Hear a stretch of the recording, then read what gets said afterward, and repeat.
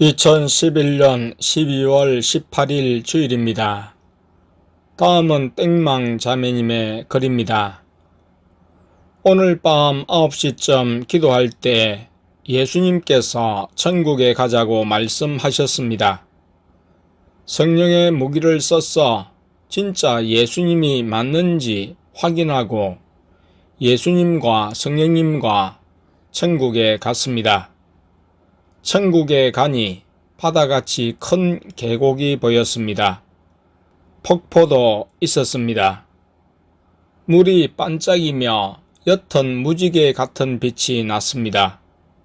하늘로 올라가 예수님과 성령님께서 구름에 앉으셨습니다. 예수님께서 구름에 앉으셔서 보여줄 것도 많고 넘어야 할 산도 많고 아직 갈 길이 멀다 라고 말씀하셨습니다.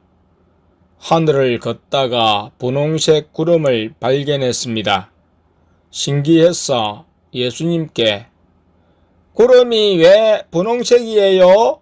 라고 여쭈니 예수님께서 내가 그렇게 만들었으니까 그렇지 라고 말씀하셨습니다.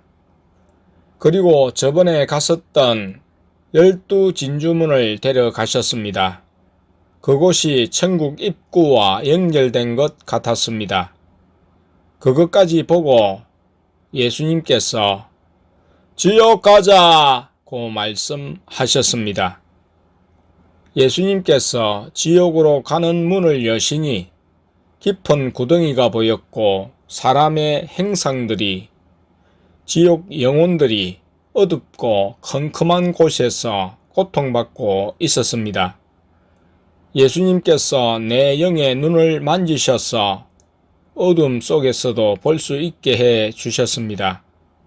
사람들이 괴로워하는 소리가 여기저기서 들렸고 듣기 힘들 정도로 고통하였습니다. 불이 타오르고 있었는데 불 속에서 영혼들이 뜨거워서 어쩔 줄 몰라 했습니다. 벽같이 생긴 곳에 한 영혼이 못과 창 같은 것으로 박혀서 매달려 있었는데 예수님께서 너는 왜 지옥에 왔느냐고 물으시자 그 영혼이 예수님을 무섭게 째려봤습니다. 그리고선 너 때문에 왔잖아. 너를 안 믿어서 온 거잖아. 라고 예수님께 소리를 질렀습니다. 예수님께서는 그 영혼에게 화내시지 않으시고 아무 말씀 없이 다른 곳으로 자리를 옮기셨습니다. 예수님께서 지옥 영혼들은 내가 모습을 보여주지 않으면 날 못 본다. 저 영혼들 모두에게 내 모습을 보여주면 어떻게 되는지 볼래? 라고 물으셨습니다. 예! 하고 대답드리자 예수님께서 지옥 영혼들에게 모습을 보여주셨습니다. 한 영혼이 공중에 서 계시는 예수님을 보고 예수다! 라고 외쳤습니다. 그러자 그곳에 있는 수만 명의 영혼들이 예수님을 보았고 예수님께 지옥에서 구원해 달라고 한꺼번에 소리쳤습니다. 엄청나게 정신없고 시끄럽게 들렸습니다. 예수님께서 그 영혼에게 등을 돌리시자 그곳에 있던 모든 사람들이 예수님께 썩내며 욕을 하였습니다. 차마 들을 수 없는 욕들을 예수님께 막 했습니다. 예수님께서 지옥 영혼들이 예수님을 못 보게 다시 모습을 감추셨습니다. 그런 후 예수님께서 다른 장소로 이동하셨습니다. 다른 장소에서도 불이 타오르며 영혼들이 고통당했습니다. 마귀들이 때리는 영혼들도 있었고 불에서 타는 영혼들도 있었습니다. 예수님께서 한 영혼에게 다가가셔서 말을 걸려고 하실 때 멀리서 어떤 영혼이 예수님을 보고 예수님! 하며 달려왔습니다. 그곳에서 그 영혼 말고 다른 영혼들은 예수님을 보지 못하였습니다. 그 영혼이 예수님, 제가 왜 이곳에 왔습니까? 저는 살아있을 때 목사였고 평생 예수님만 위해서 살았습니다. 라고 말씀드렸습니다. 그러자 예수님께서 너는 살아있을 때 외식하며 살았다. 그래서 내가 지옥에 온 것이다. 라고 말씀하셨습니다. 그 영혼이 제가 외식을 했다면 구체적으로 어떻게 외식을 한 겁니까? 그리고 전 외식한 것도 다 회개했는데요.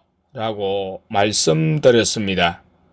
예수님께서 너는 교회에서 삶과 일상생활에서의 삶이 달랐다.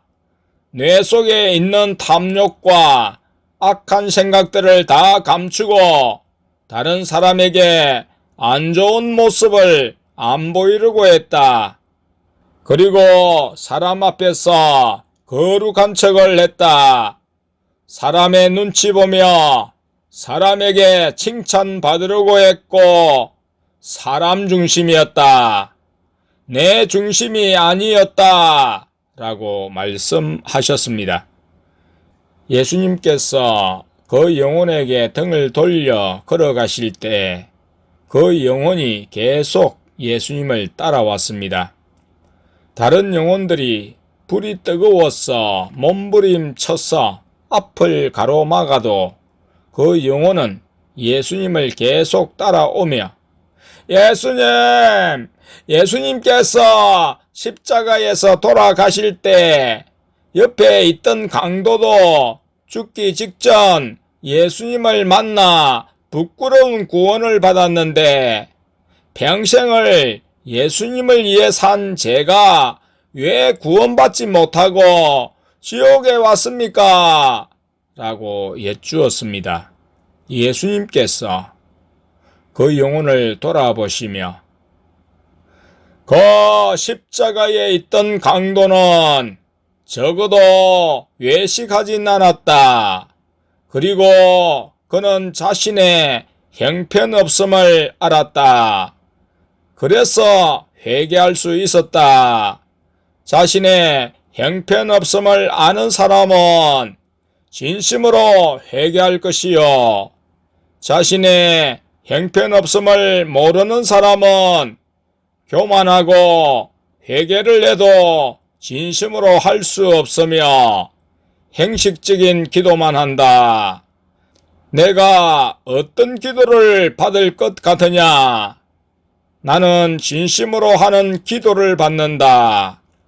그리고 너는 날 위해 살지 않았다. 입으론 나를 위해 산다면서 마음은 나보다 사람을 더 좋아했고 세상을 더 좋아했다. 그리고 너는 나보다 너의 교회, 너의 가족, 너의 성도들이 더 중요했다. 그래서 외식하는 삶을 살았고 내 뜻대로 살지 못했다. 나는 많은 무리가 나에게 오는 것보다 단 한 명이라도 날 사랑하고 나에게 자신의 모든 것을 내려놓고 십자가 길 가는 것을 기뻐한다. 순종이 제사보다 낫다. 난 헌금이나 물질, 거칠해적인 것을 원하지 않는다. 마음을 원한다. 내가 날 사랑했다면 그 사랑이 나타나는 삶을 살았을 것이다.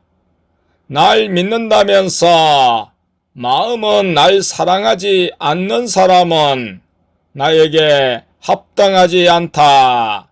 라고 말씀하셨습니다. 그 말씀이 끝나자 그 영혼은 잠시 할 말을 잃고 가만히 있다가 갑자기 돌변해서 예수님께 욕을 했습니다. 그때 그 영혼의 형상이 마귀처럼 변하였습니다. 온몸에 부스럼이 났고 얼굴에 눈, 코, 입도 마귀처럼 변하였습니다. 예수님께서는 조용히 그 자리를 떠나셨습니다.